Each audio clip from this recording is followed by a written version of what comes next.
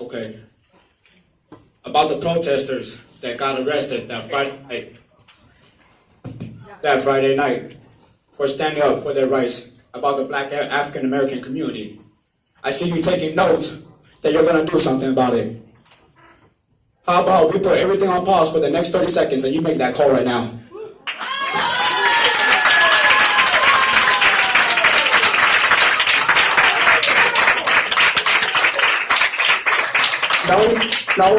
No, you can't do it right now. You're too busy? Okay, that's fine.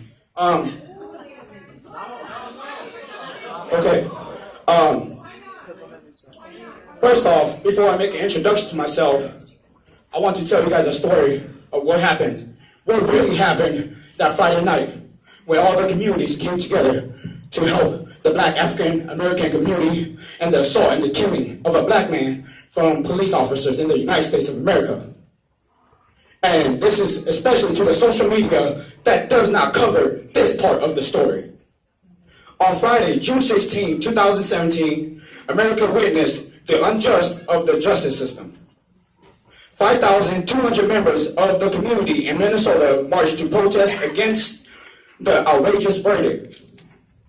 It was sad for me to admit and say that Philando Castile feeds Hmong American kids with meals on a daily basis at schools, but it was sad that the Hmong community was slim to none, except for one.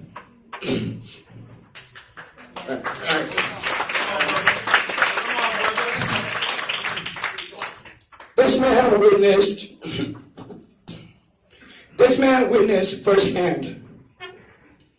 This man had on a red bandana on his face and a plastic ski mask and a black baseball cap with the Puma logo on the front.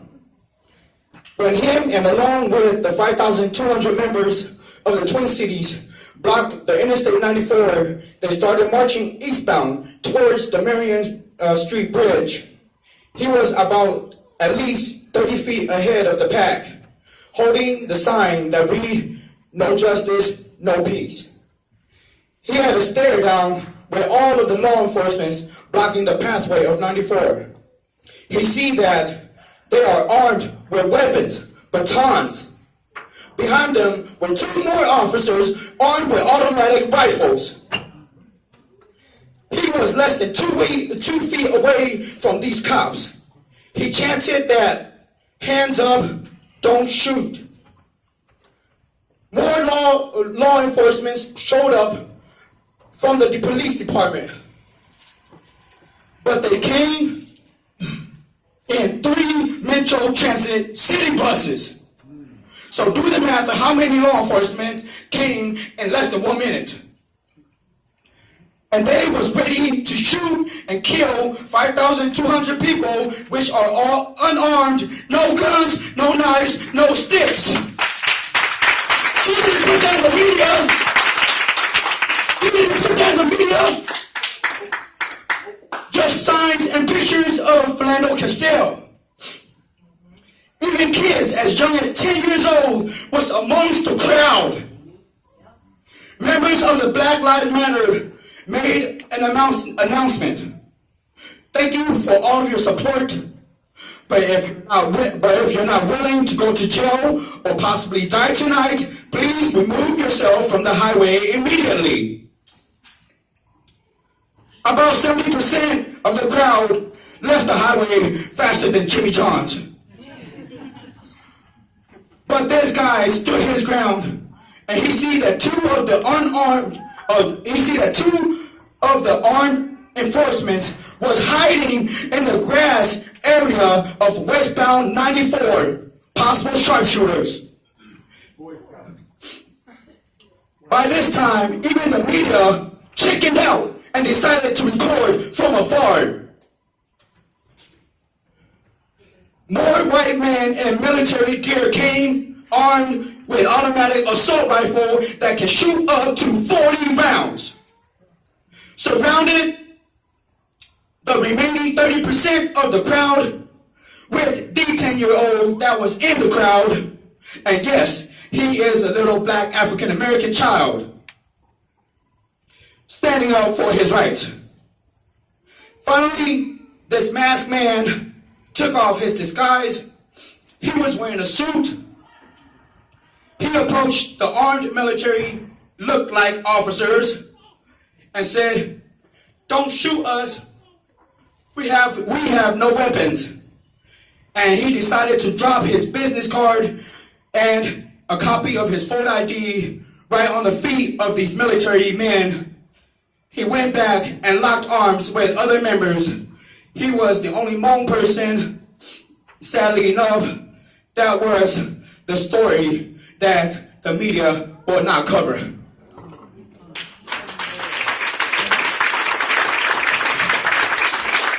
The story of the front line and the story of the true meaning of child endangerment.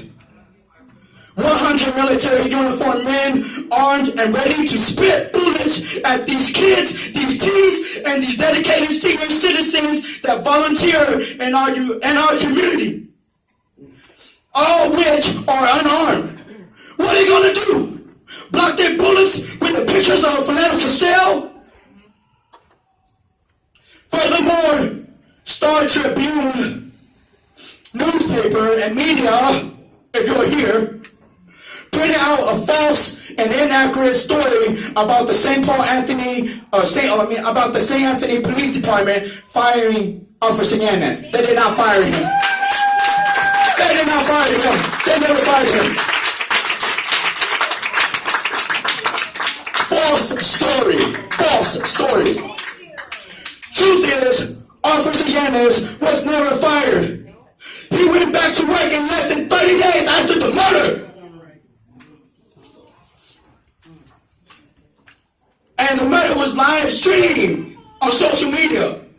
In addition, Yanez was even trained to start a different law enforcement career in a different city and location.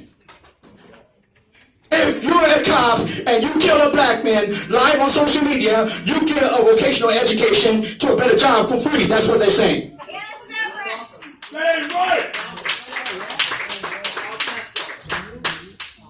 My name is Tao Jean, and I'm not afraid to speak the truth. And I can provide all evidence and everything that I've said upon request. I'll leave my card right over there where the water is at, if they want evidence. Also, I want to make special thanks to a black woman. A black woman, a 41-year-old, pregnant, possibly on her third term pregnancy. She marched these past 3 days, the whole time. St. Paul, Highway 94, downtown Minneapolis, and the town of St. Anthony. She is running for mayor for Minneapolis, and her name is Nakima Levy Pounds. A black 41-year-old pregnant woman. By the way, slavery was never outlawed. Slavery is still in effect and still not against the law.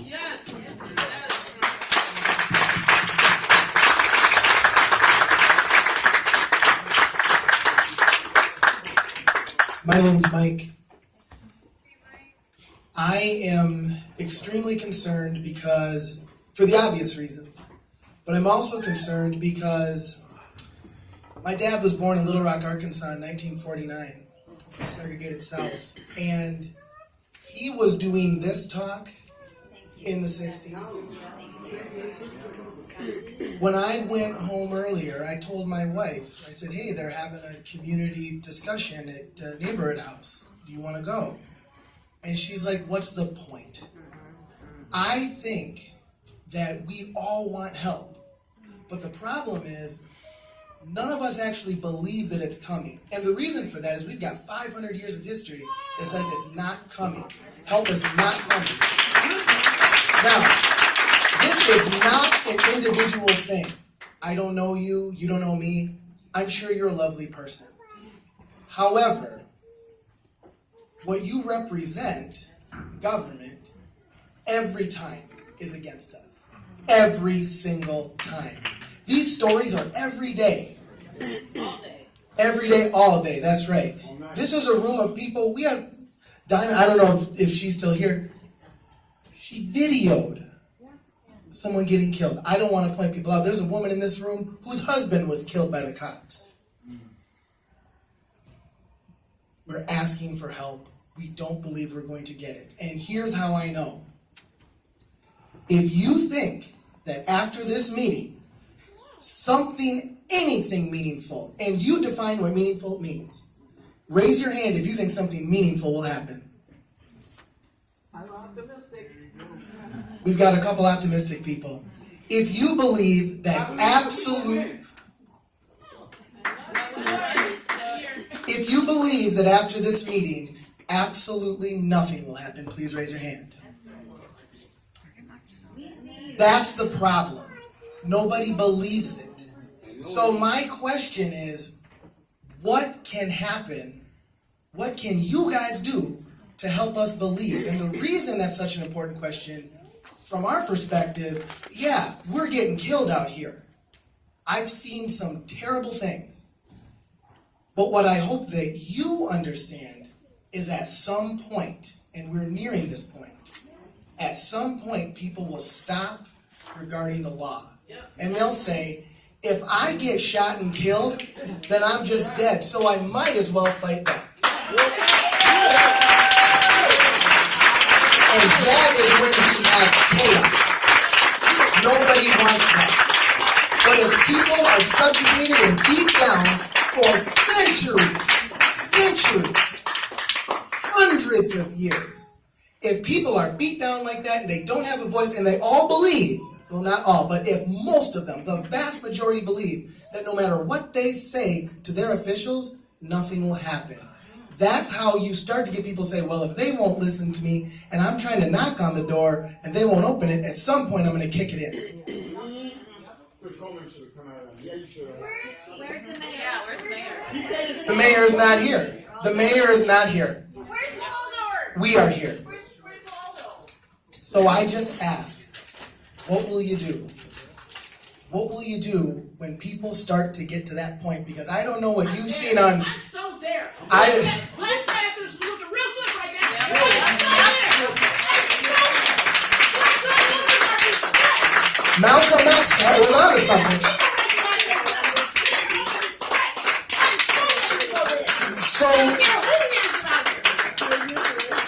So we need to prevent this, and I'm telling you, real soon, I don't know what you've seen on your social media, but on mine, some brothers are getting strapped. Yeah, And am I? white allies. And white allies too. It's cool to know that too. White people. We gotta fix this, and we gotta fix it right now, because, this last thing I'm gonna say, I personally think that those whom are in charge, whether it be in schools, nonprofits, and most importantly, the government, are moving way too slow. They're still wanting to sit down and talk, and I've been done talking for a long time, and I'm only 32. That's all I want to say.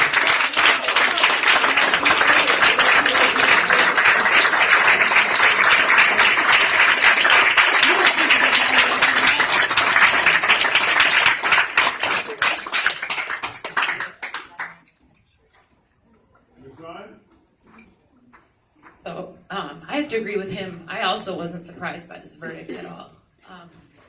I'm the woman whose husband was killed, that he was just talking about, and he was killed about 2 months before Philando Castile was killed.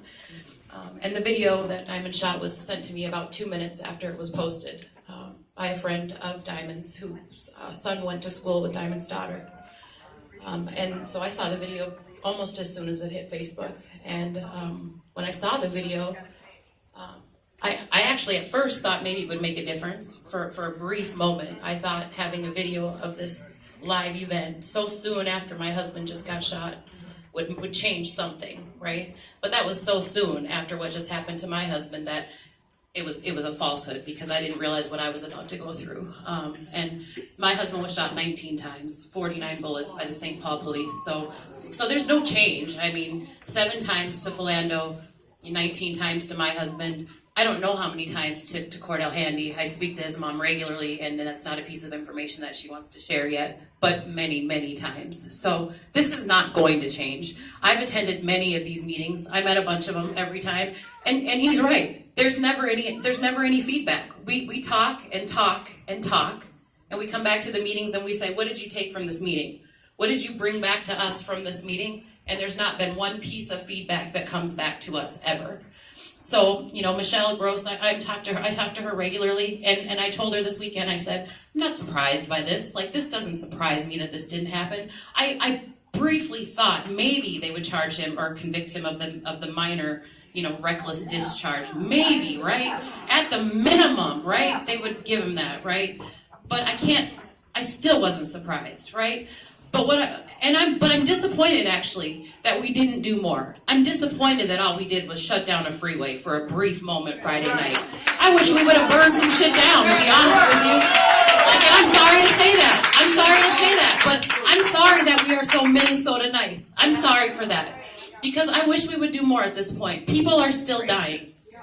We are having meeting after meeting after meeting, and people are still dying. And I don't care that I'm white. I don't care that I'm supposed to be nice. I don't care. Most of the media's left already. They got whatever little piece that they needed to put on the news tonight. They left. So at this point, who cares? I have a great job. Some of my clients, my realtor, whatever, people probably would hate to see me say this stuff. But you know what? I'm tired.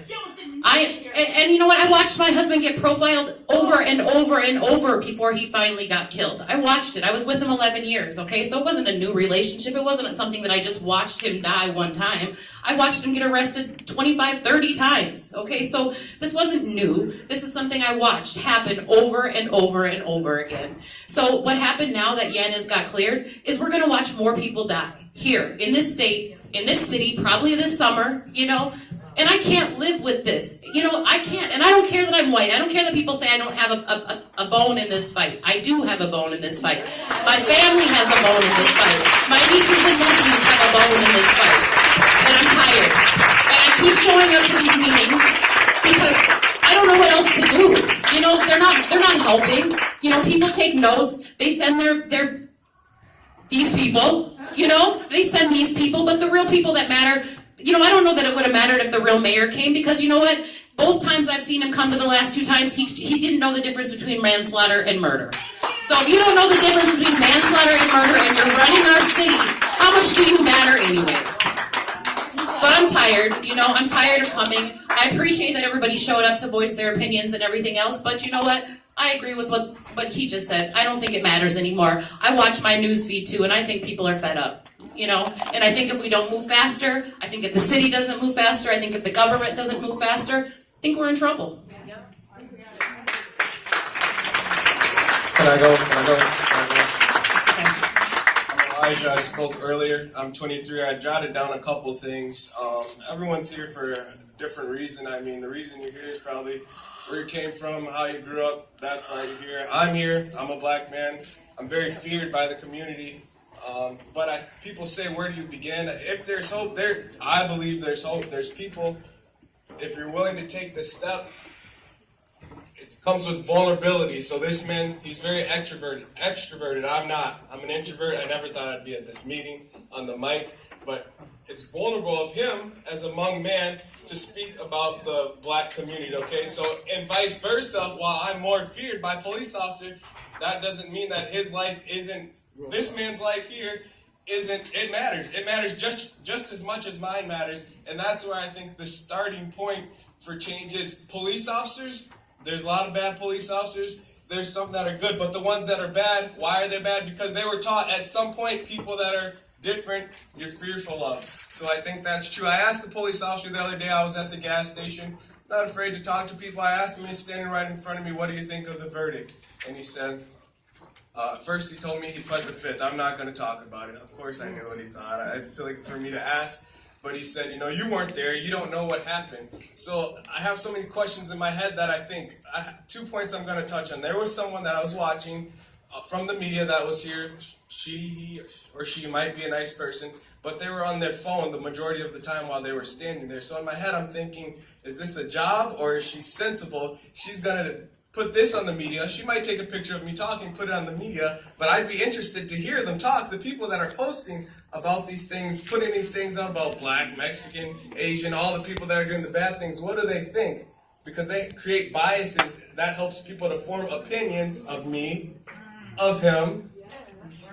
Have you been discriminated against? I was a 4-time felon before, so okay. All the time, people discriminate against him. So police officers, also another question in my head is I wonder, is this a job or are these people really sensible to be out here dealing with people? Because, for example, it could go vice versa.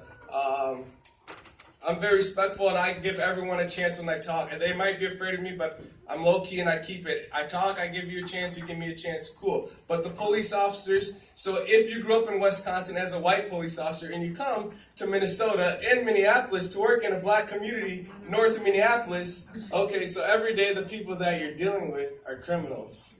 So it goes from the people that you're working with not being people anymore. It's just a job, and it's a continuous cycle. So I think there was a lady in here, I don't know who said it, people are the same. That's not true. And people that say that, no judgments toward them. It's not true, though. People are very different, and you have to respect the different people and understand we're not the same. No one here is the same. Everyone has different color. It's not about the color, but where you came from is different, and that's how you are. So you can't say, he's black, he's Asian, he's the same. Everyone's very different, and people need to respect that.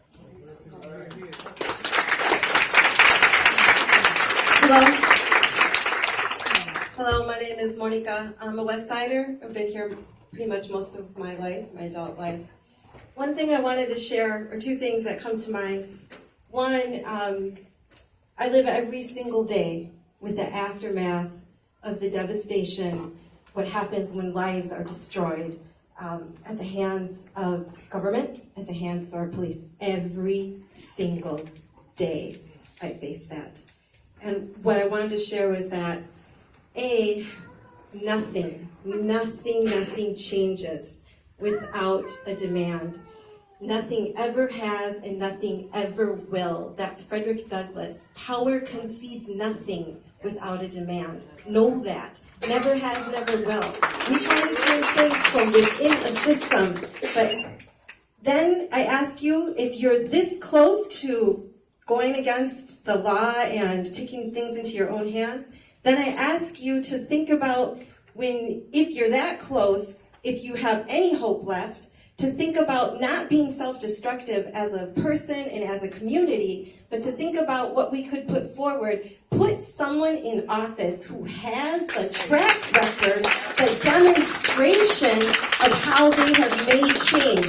Do not vote for somebody who's talking about the status quo, what they're gonna do. They have all the right words. Vote for somebody that you've seen demonstrate and make that change happen. Don't get behind somebody who's been endorsed by the police. Don't get behind somebody who's been endorsed by the police union. Don't do that. We've been doing that post-Civil War. It's not working. Don't do it. Don't get behind somebody who's been endorsed by the police. Don't get behind somebody who's been endorsed by the union of the police. Get behind somebody you've seen make that change. That's all I gotta say. So, I came to a meeting so that I could put the mayor on blast right now. I love my community all day long. Real talk is though, this man right here, this mayor who's supposed to be standing here right now, evidently found something more important to have a discussion about a little girl who was just closely shot at. If that was my daughter, if that was his daughter, would he be too busy? Real talk. Now I'm gonna let you know like this. Here, I don't know what it's like to be a white older woman. I don't know what it's like to be a Hmong male. I don't know what it's like to be a black male. But I tell you what I do know, I have my perspective. But unfortunately in this world, including the mayor right now, by not his absence, doesn't feel like my perspective has value. It's those that are allotted the opportunity to have the influence and the dominance in the society that are given that value. Here's an example of that. In this room right now, what is the percentage of people of color? But the incident had to do with about a person of color, right? We don't see them in being involved in these sanitary areas, right? because we don't feel like this is ours. So real talk, the mayor, our leader said, let's respond to this major issue that's happening in our community by putting them in a sanitary issue and getting the same results that we've been getting ever for the last 500 years. Our leadership, who we pay chips to way more money than I get, are telling me that this is their best. I'll tell you why they're telling me this is their best. Because that little black girl has nothing to do with him. If it was his daughter, I bet you he wouldn't be here. Real time. Now watch this, family. Real time. I love my white peoples. I don't know what it's like to be you, but you're privy to conversations that I can't get to. Because when white folk get together that happen to have racist ideologies, they have a tendency to blur out. And as soon as I sit at that table, they won't want to have that conversation. So watch this. I'm tired of hearing this white guilt by saying, I don't know what to do. Get in those conversations that influence them. Help them change their ways. Because that person might influence that next cop. That next cop is going to be the one who pulls me over, and I have my daughter in the back seat, and I don't want her to get shot. But we need to step it up, bro. Be real with that shit.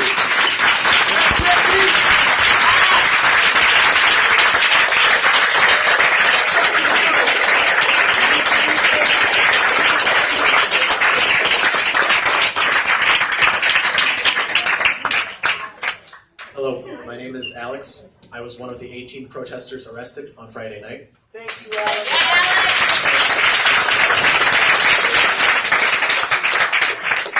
I know there are others here, but everyone here is complaining about nothing happening. The one thing we are asking for is that the charges are dropped.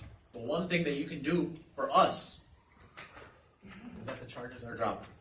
When I was on that bus with 18 other people, it was a terrifying experience. Okay, not terrifying, but the way that they treated us was inhuman. There was a girl who had been pepper sprayed in the face for a solid 6 to 12 seconds. And she was just sitting there, and they were giving her no medical attention at all. Everyone's restraints were on way too tight. And people, we were on that bus for 2 to 3 hours. People had to pee, and I'm sorry, I'm not a very good public speaker. But what frustrated me is that when people of color on that bus were asking to have their restraints loosened, the officers on that bus were doing nothing about it. They were doing nothing at all. They asked 20 to 40 times probably, and eventually I got sick of hearing them ask to no avail. So I asked the officer once, and after I asked that officer, then he finally loosened his cuffs. And it's frustrating to see individuals treated like less than human. And I don't have much else to say. What are you going to do with that, Alex?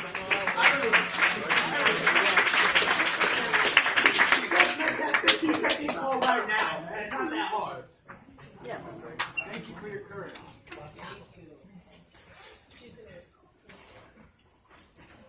So I just want to say that we've been going to, I don't know how many meetings, city hall meetings, city councilmen walk out while we're talking.